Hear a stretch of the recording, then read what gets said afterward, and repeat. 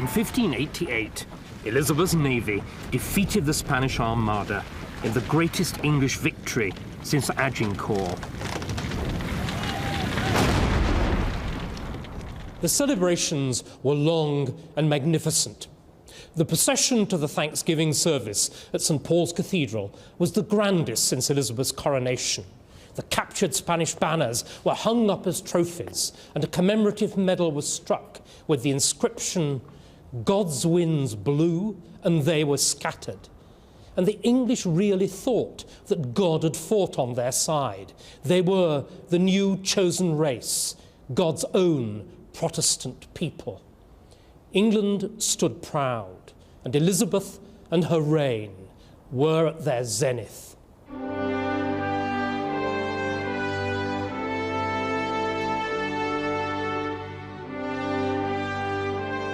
It was the golden age of Elizabethan England.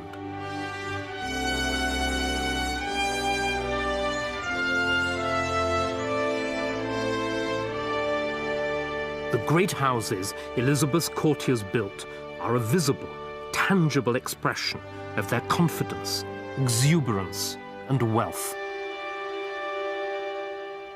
Unlike her father, King Henry VIII, Elizabeth built no palaces, nothing.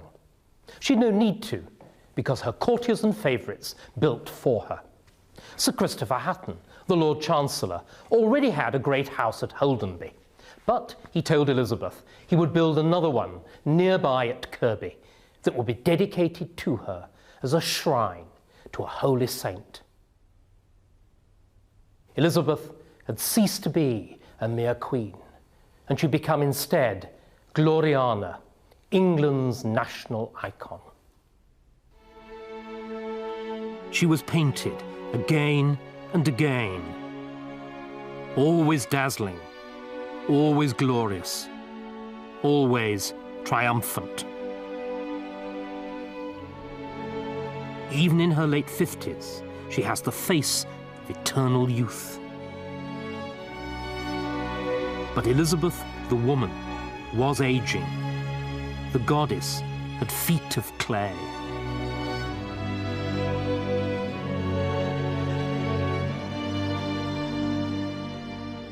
Literature flourished as never before. Shakespeare wrote his first plays, some of them commissioned by the Queen. But new theatre brought new and dangerous ideas. One of Shakespeare's plays would soon be used in an attempt to overthrow her. She had ruled for 30 years, loved by her subjects, loyally served by her courtiers. But as she aged, a new generation was growing restless. She would have to fight as never before to hang on to power.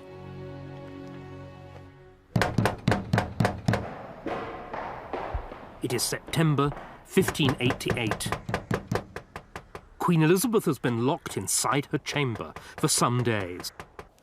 All attempts to contact her have failed, and the court is in panic.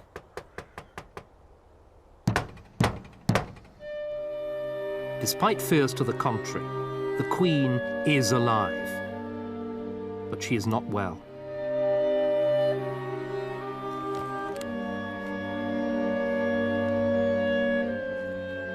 I most humbly beseech your majesty to pardon your old servant to be thus bold in sending to know how my gracious lady doth. For my own case, I continue still your medicine, and it amends much better than any other thing that hath been given me. With the continuance of my wonted prayer for your majesty's most happy preservation, I humbly kiss your foot. Your majesty's most faithful and obedient servant, R. Leicester. Elizabeth would never receive another of his letters. Robert Dudley, Earl of Leicester, favourite of the Queen, her friend and counsellor for the last 30 years, and the nearest thing she'd ever had to a lover, was dead.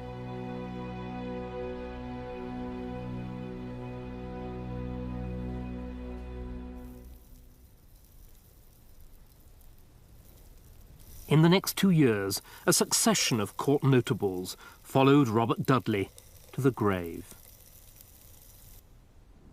Sir Francis Walsingham, Secretary of State and Spymaster Extraordinary.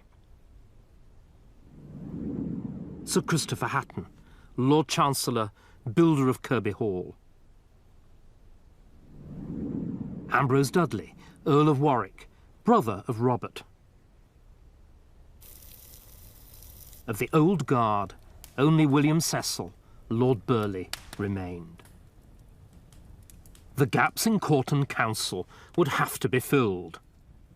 But the Queen had always hated change, and instead of bringing in new blood, she replaced fathers with their sons.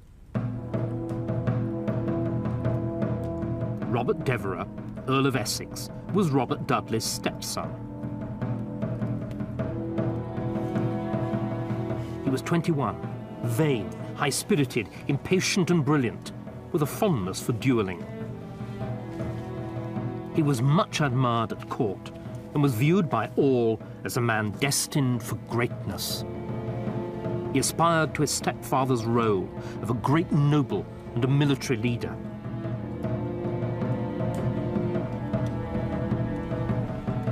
Robert Cecil was the second son of Lord Burleigh. He was 25, careful, astute and cunning, with a fondness for corresponding in code. He was mocked, mostly behind his back, for his short stature and his hunched shoulders, but his mind was razor sharp.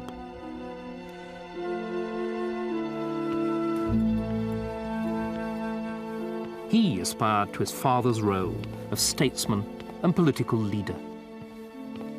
Robert Cecil and the Earl of Essex were of the new generation, and the new generation had different ideas from the old.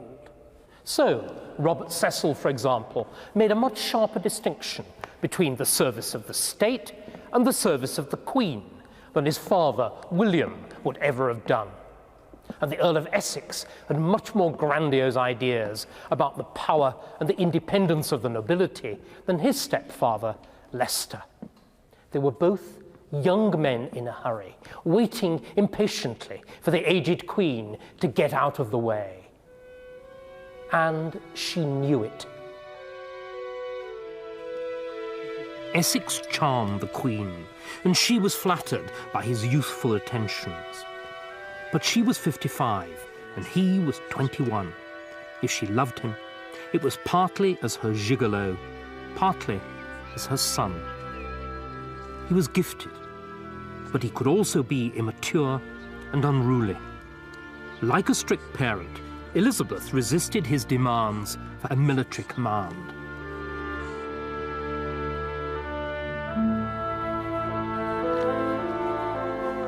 Robert Cecil was already an MP. Elizabeth called him her elf, or, less to his liking, her pygmy. She respected his political instincts, but she was wary of him and was never able to trust him as she had his father.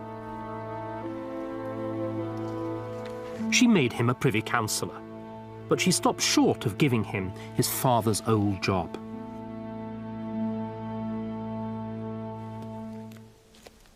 The new generation would have to wait its turn. She continued to rely instead on the man who'd served her since the start of her reign, whom she trusted above all others, Robert Cecil's father, Lord Burleigh.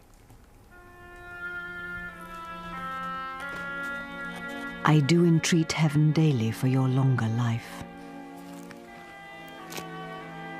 Else will my people and myself stand in need of cordial too. You are in all things to me, Alpha and Omega.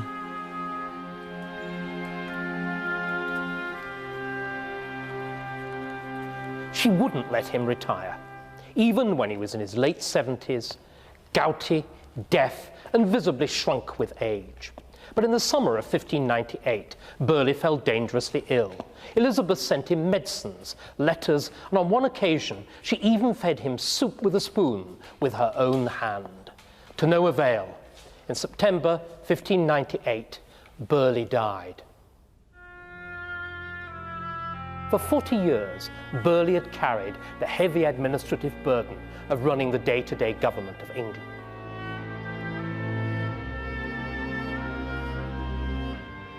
It wasn't as risky as the essentially noble role of the Queen's military lieutenant, which had been fulfilled by Burghley's old sparring partner, the Earl of Leicester, but nor was it as prestigious, which is why, in death, the bureaucrat Burghley wears the furred robes and the gilded armour that symbolise the role of the nobleman, a role that he'd shunned in life.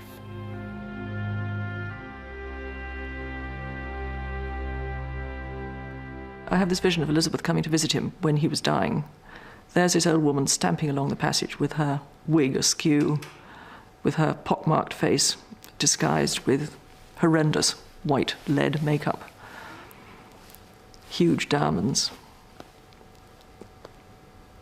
bad-tempered and upset, and getting to his bedroom, and there's this poor old man, breathing very heavily, hardly conscious. She must have been torn between the agony of losing a good advisor and the agony of losing a very close friend. It's like losing one's parents, however old one is. It's still the most ghastly shock. And for her, he was the closest thing to a parent. He'd kept a guiding, wise hand on her shoulder all the way through her rather tempestuous youth and middle age. And suddenly that guiding hand was being removed. And, you know, she must have been very bereft.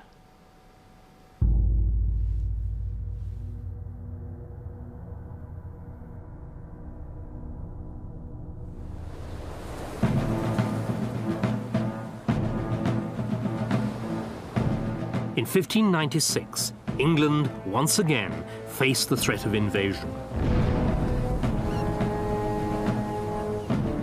Spain remained the most powerful country in Europe, and King Philip was still determined to destroy Elizabeth and her island nation. In March, his army had captured Calais.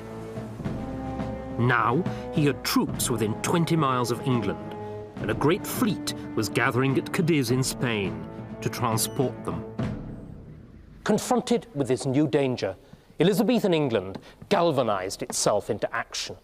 The Queen set aside her doubts about military action and her courtiers their divisions, and it was decided to send an expedition to Cadiz to destroy the new armada in port before it had even set sail. The strategist and commander of the expedition was the Earl of Essex, but the man who financed it and organised it was Robert Cecil. Essex had finally got the military command he craved. And, on the day he put to sea, Robert Cecil was at last confirmed as Elizabeth's chief secretary. The new generation had arrived. In the early hours of Sunday, the 20th of June, 120 English and Dutch ships attacked Cadiz.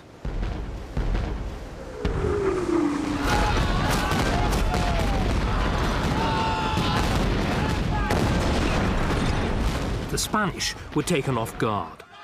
Their invasion fleet was destroyed.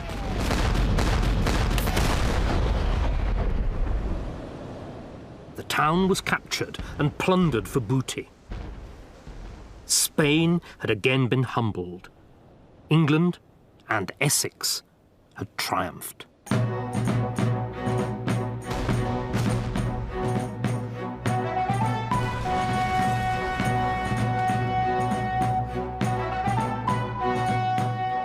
You have made me famous, dreadful, and renowned, not more for your victory than for your courage. I care not so much for being queen, as that I am sovereign of such subjects. Essex was now a popular hero, and the burning of Cadiz was built up into something to rival the defeat of the Spanish Armada itself. But the Armada only had a single heroine, Elizabeth. Cadiz, though, was Essex's victory. and at the service of Thanksgiving in St. Paul's Cathedral, the congregation burst into spontaneous applause when the preacher sang Essex's praises to the skies.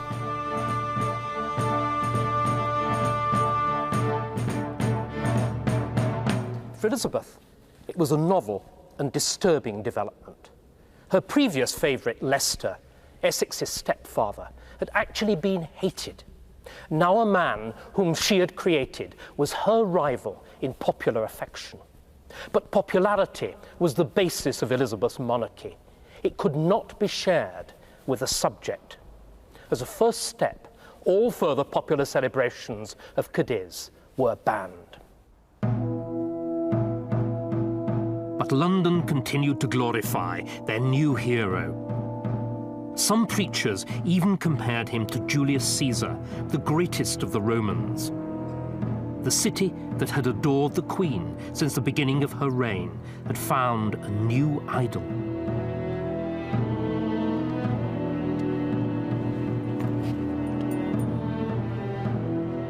A wiser man than Essex would have mollified the Queen by keeping a low profile.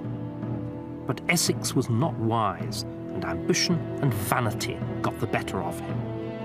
He commissioned an engraving of himself in the style of a Roman emperor. A direct challenge to the Queen's royal authority. He threw his weight around at court, objecting whenever Elizabeth honoured another courtier. And when the Queen turned down his plea to launch another attack on Spain, he courted public support behind her back. Elizabeth was furious. The conflict came to a head when Essex and Elizabeth disagreed about who was to be Lord Deputy of Ireland. The Queen contemptuously dismissed the Earl's arguments. The Earl turned his back on the Queen, and the Queen, irritated, boxed the Earl's ears. At this point, the Earl half drew his sword on the Queen.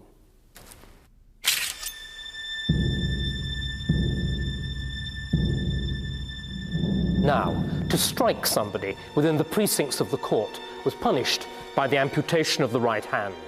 To strike the Queen was treason. But before the unthinkable could happen, the Lord Admiral interposed himself between Essex and the Queen. The Earl then withdrew to his country house, whilst Elizabeth was left to ponder the monster that she created.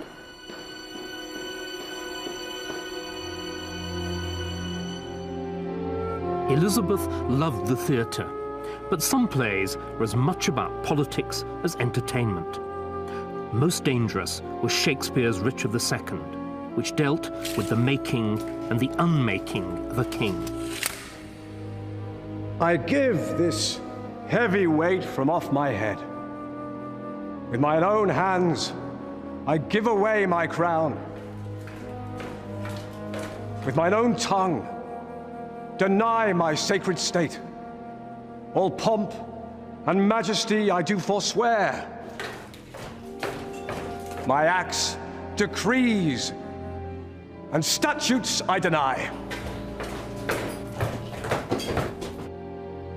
God save King Henry, unkinged Richard says, and send him many years of sunshine days.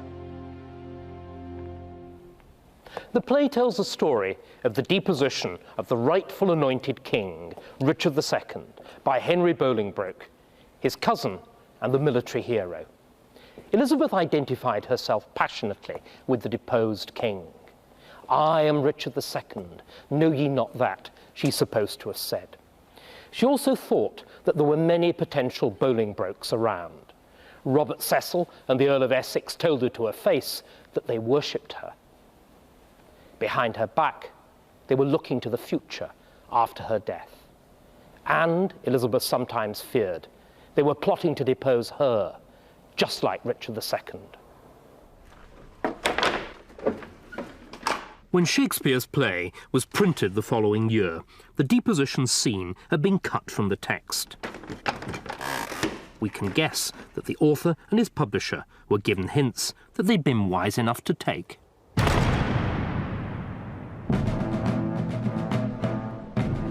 A new tragedy, bloodier than anything in Shakespeare, was now unfolding in Ireland. In August 1598, at Yellow Ford in Ulster, Irish rebels ambushed a column of English soldiers and cut them to pieces.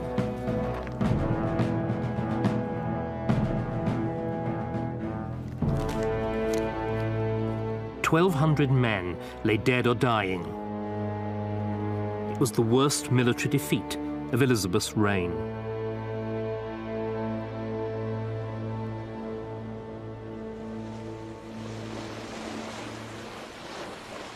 The Catholic Irish had long resented the occupation of their country by Protestant England.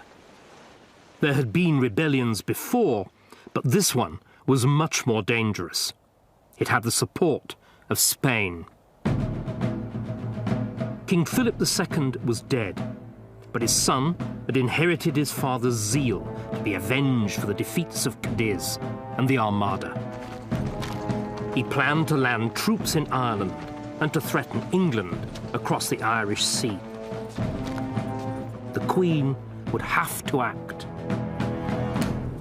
In spring of 1599, the largest English army of Elizabeth's reign landed on the east coast of Ireland. In command was her half-disgraced favourite, the Earl of Essex, who had pestered the Queen until she gave him the post. He wished to rehabilitate himself in the Queen's favour. He also wanted to show that he was a real soldier, able to draw his sword on the Queen's enemies, just as he'd half drawn it on the Queen herself. But the first use that Essex made of his sword in Ireland was to employ it to usurp the Queen's kingly prerogatives by knighting, in defiance of Elizabeth's explicit instructions, 38 of his captains. Turning his sword against the Queen's enemies proved more of a challenge. For months, Elizabeth received little news from Ireland, and she became increasingly frustrated at Essex's failure to engage the enemy. If sickness in the army be the reason, why was not the action undertaken when the army was in a better state? If winters approach, why were the summer months of July and August lost? If the spring were too soon and the summer that followed otherwise spent, then surely we must conclude that none of the 4 quarters of the year will be in season for you.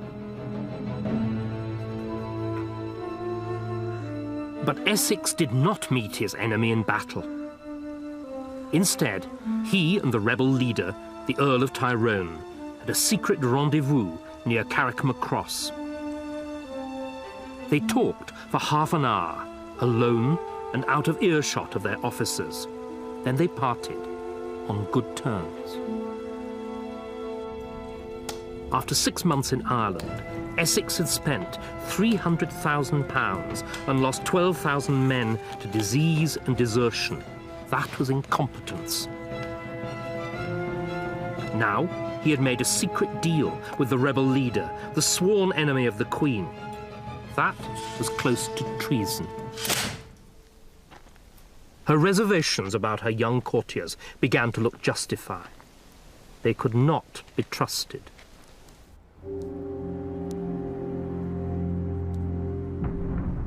Robert Cecil began a secret correspondence with James VI of Scotland. He had taken it upon himself to pave the way for James's succession to the English throne, thereby ensuring his own continuance in office. At first sight, it seems an extraordinary idea. England and Scotland were old enemies, and Elizabeth had executed James's mother, Mary Stuart. But James was the obvious heir. He was Elizabeth's closest male relative. He was an experienced ruler. He was a Protestant, and he already had 2 sons.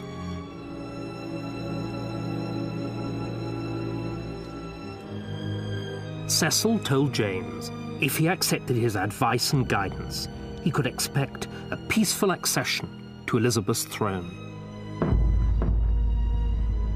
But Cecil had to proceed with care.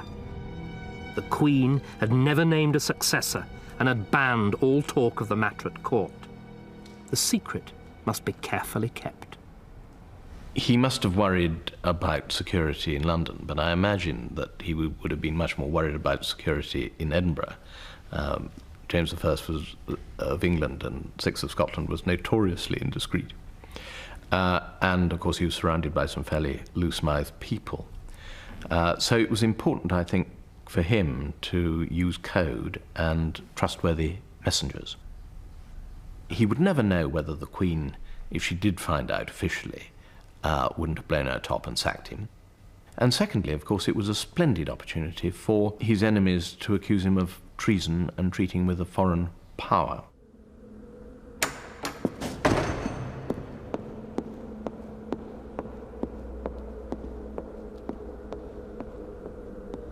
At 10 o'clock on the 28th of September, an exhausted, mud-spattered rider arrived at Nonsuch Palace. He rushed up the grand stairs, through the garden presence chambers, pushing his way past startled gentlemen ushers and outraged ladies-in-waiting, and burst, unannounced, into the Queen's bedchamber. There he found Elizabeth, newly risen and still in her nightgown, without her wig, her makeup, and her ruff. It was a sight that no man had seen in 30 years. Elizabeth the woman, without the trappings of Gloriana the Queen. And the man who had thus violated the image of Elizabeth's monarchy was Robert Devereux, Earl of Essex. It was an extraordinary affront to the Queen's honour. Essex had returned in panic, convinced that Cecil was engineering his downfall and desperate to plead his case. He was exhausted, ill, scarcely in his right mind. But the Queen was in no mood for forgiveness. Elizabeth had stayed remarkably calm when Essex burst into her bedchamber. Later that afternoon, the Earl was summoned for a private audience with the Queen, which quickly turned into an interrogation. Why, Elizabeth wanted to know, had he left Ireland without permission? Why had he made so many knights in defiance of his express instructions? Why, above all, had he made a truce with that rebel and traitor Tyrone? The Earl answered as best he could, and then Elizabeth was left alone to ponder what she should do. Towards 10 o'clock at night, she gave orders that the Earl was to be put under a form of house arrest. The fall of the favourite had begun. Essex was summoned before a public tribunal. He spent 11 hours on his knees whilst a list of his delinquencies was read out in front of an invited audience. But even now, the Queen could not bring herself to destroy her disgraced favourite completely. Instead, she sent him into a sort of limbo. She ordered him not to attend the Privy Council. She banned him from her presence. And she refused to renew his lucrative monopoly on sweet wines, which threatened him with bankruptcy.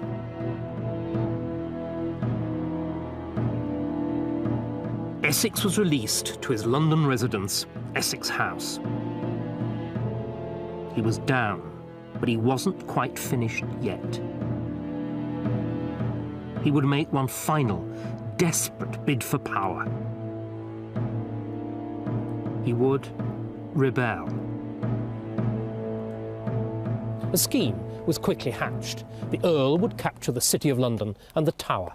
The Queen would be forced to summon a parliament and to impeach Robert Cecil, and Essex would be declared Lord Protector of England. It was a harebrained scheme, but it might just work. The Earl's military followers would provide the backbone of an army, and Essex was so popular with the people of London that he was confident that they would rise in his support. Essex wrote to James, seeking his support for the rising.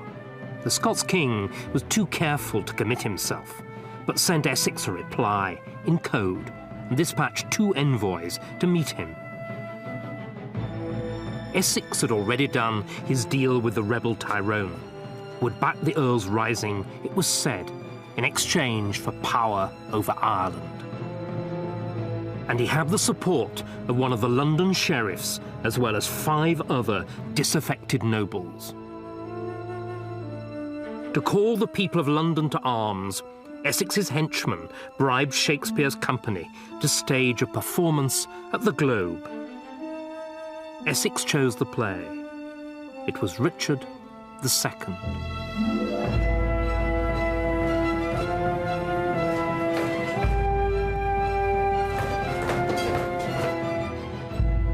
This sceptred isle, this earth of majesty, this seat of Mars, this precious stone set in the silver sea is now bound in with shame, with inky blots and rotten parchment bonds.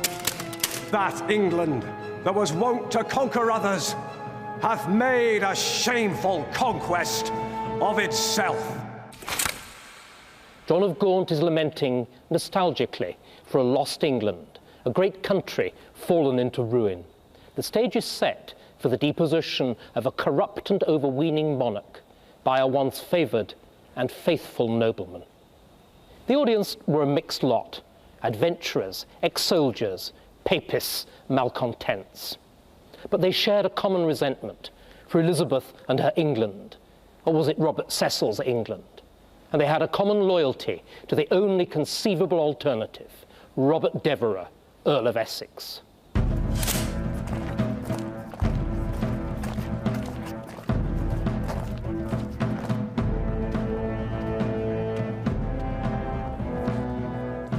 Early the following morning, Elizabeth received a report that Essex had left his house at the head of a private army. They were marching up Fleet Street, calling the people of the city to arms. For the first time, Elizabeth was in personal danger in her own capital. The rebels were just 2 miles from the court.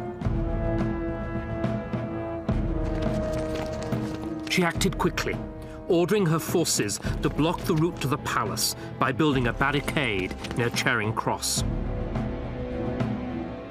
She sent royal heralds through the city proclaiming Essex a traitor. The sight of government troops and the herald's cry of treason made Londoners think twice. They stayed behind closed doors. Essex's force was confronted by troops belonging to the Bishop of London.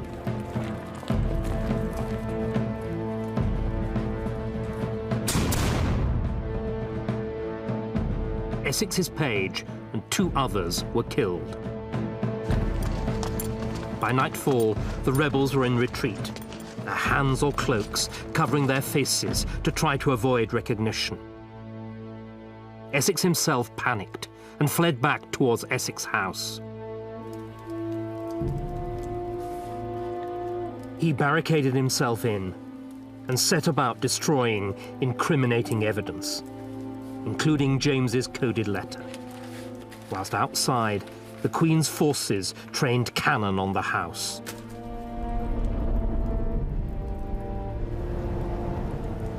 At 10 p.m., he surrendered. He was arrested, along with 85 of his co-conspirators, including the Earl of Southampton, Shakespeare's patron. When she received the news, Elizabeth retired to bed. Essex was tried within a few days of the rebellion. The verdict was a foregone conclusion. Guilty of high treason and condemned to a traitor's death. Only the Queen could confirm the sentence. It brought echoes of her past. She had agonized for months before authorizing the execution of her cousin, the Duke of Norfolk.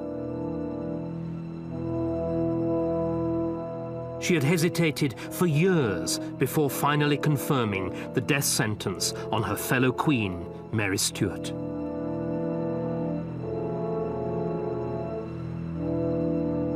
She told the French ambassador that she would willingly reprieve the life of her disgraced favourite, and that she was partly to blame for allowing him to grow so bold. But it was clear, she said, that the danger from him was so great that he would have to die. Essex was the only man to challenge Elizabeth publicly and to her face, and he was the only one of her subjects to try to rival her in popularity. Curiously enough, it was Essex himself who got to the heart of the matter. Under interrogation, the Earl said that the state was not big enough for them both. Essex was executed on Ash Wednesday, the 25th of February, 1601. He was 34. It took 3 blows of the axe to remove his head.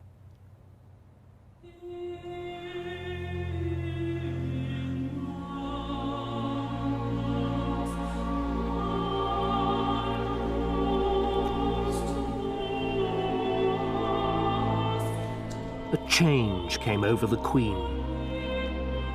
For most of her life, she had enjoyed what seemed like eternal youth. Now, at 68, she seemed suddenly old, in mind and body. All the fabric of my reign, little by little, is beginning to fail.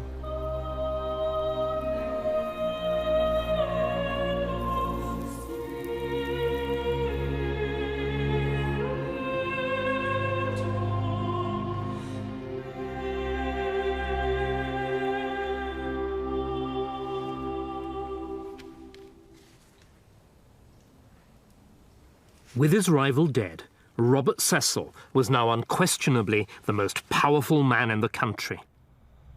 And, behind the scenes, his plan for James to succeed Elizabeth was maturing.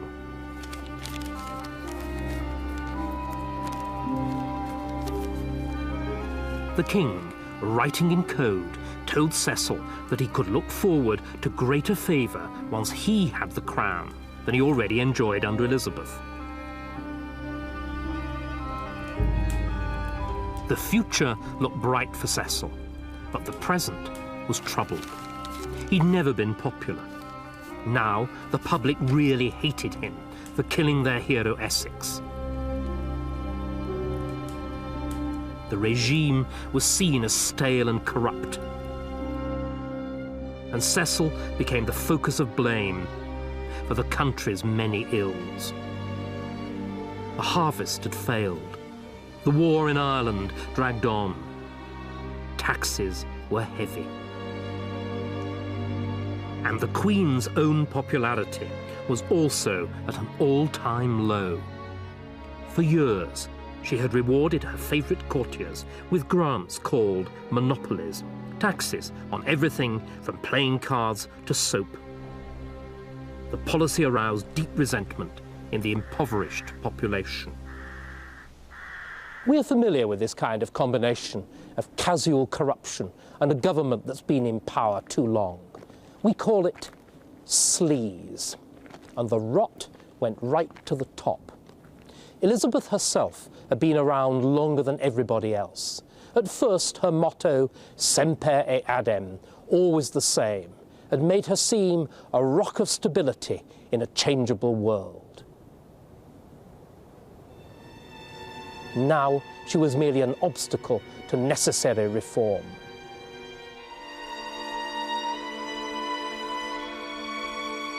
The unpopular Queen and her despised minister suffered a disaster.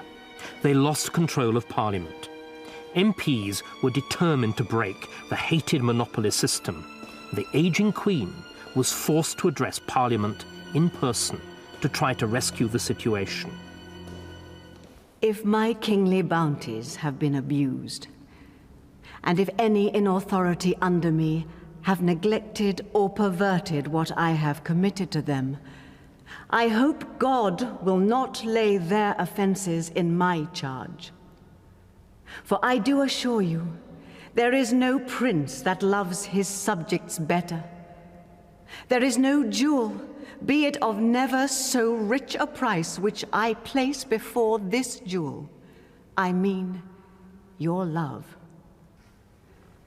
And though you may have many mightier and wiser princes sitting in this seat, yet you never had, nor shall have, any that will love you better.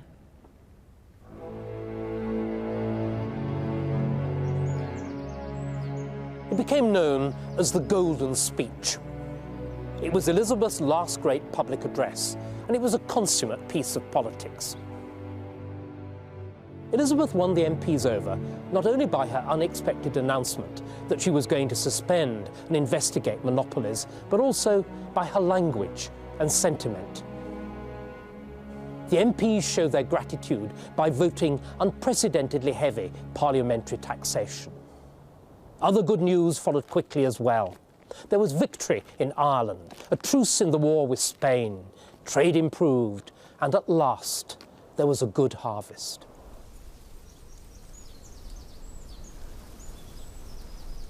Elizabeth too seemed to rejuvenate. In August, she rode for 10 miles and then went hunting. She was aged almost 69, and yet she boasted she was in better health than she'd been for 10 years. It was an Indian summer, glorious but brief. It could not last.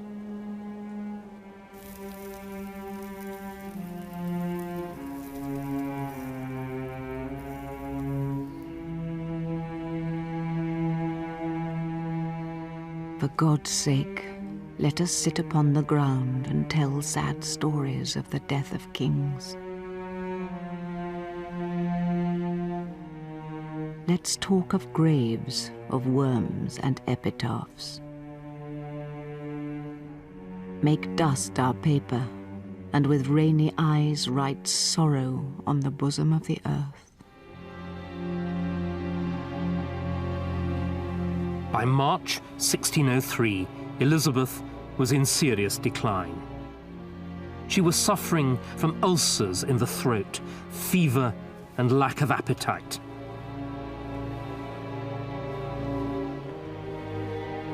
Against all advice, she refused to go to bed. Cecil, unwisely, insisted that she must. Little man, the word must is not to be used to princes. But ye know that I must die, and that makes thee so presumptuous. If you were in the habit of seeing such things in your bed, as I do when in mine, you would not persuade me to go there.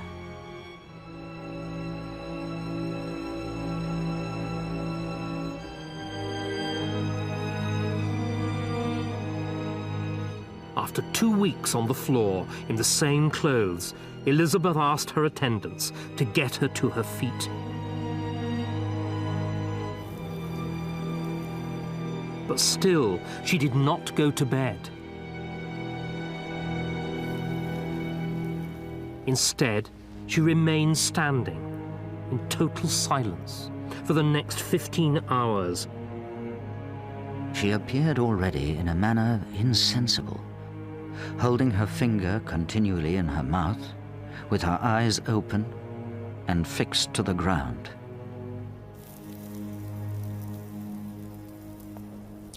As Elizabeth's death approached, a young man was pacing the courtyards of the palace.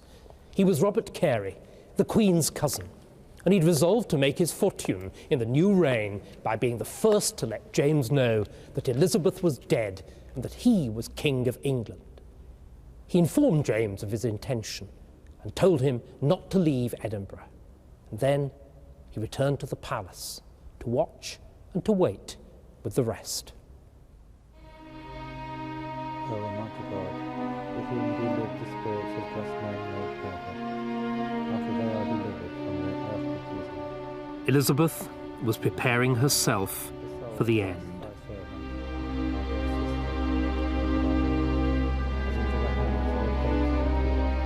The Archbishop kneeled down beside her and examined her first of her faith. And she so punctually answered all his questions, by lifting up her eyes and holding up her hand, as it was a comfort to all the beholders. Then the good man told her plainly what she was and what she was come to. Though she had been long a great queen here upon earth, yet shortly she was to yield an account of her stewardship to the King of Kings.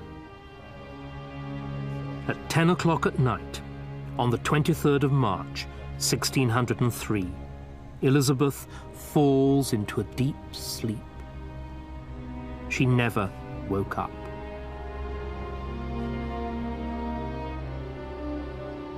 Three days later, James VI was proclaimed as Elizabeth's successor at Holyrood Palace in Edinburgh. England and Scotland were joined under one monarch. Elizabeth's body was brought by water from Richmond to Whitehall. There it lay for 5 weeks, watched over day and night by her ladies-in-waiting.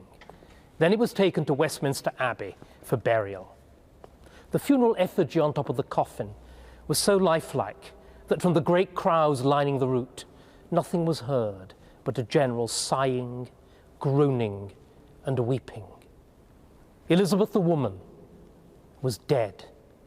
But the achievement of Gloriana, the great Queen of England, lived on.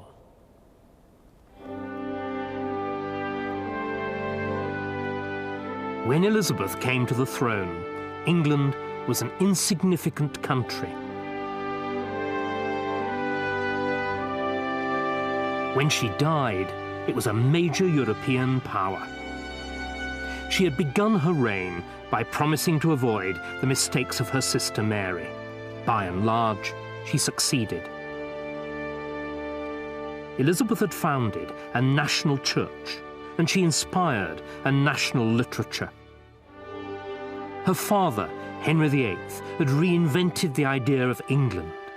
Elizabeth became its living embodiment.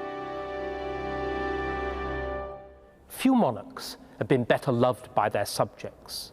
None has exercised a more powerful hold over the imagination of succeeding generations.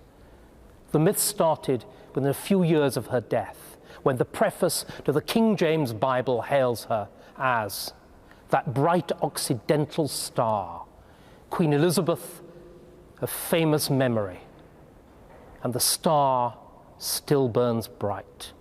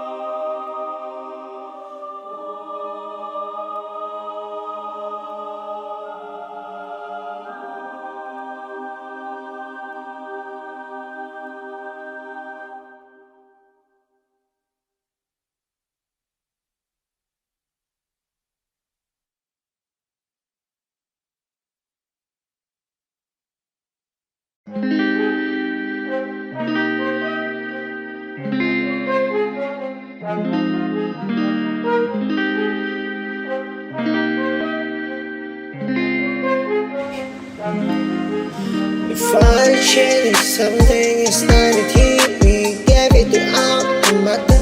Butterfly, he is to me, to brothers, a butterfly, and all in the world. And two never eat. No matter first man, first share. He talked to us, what he told me, we went to see how to love and how to be lover. We two and to be always stand up for one. my fun said I better be coming line. It's shining on that right, okay, me what he said the whole time back. He never knew his face on his shit and to working will move forward. It's a never forget, it's a never slow down. You're my love.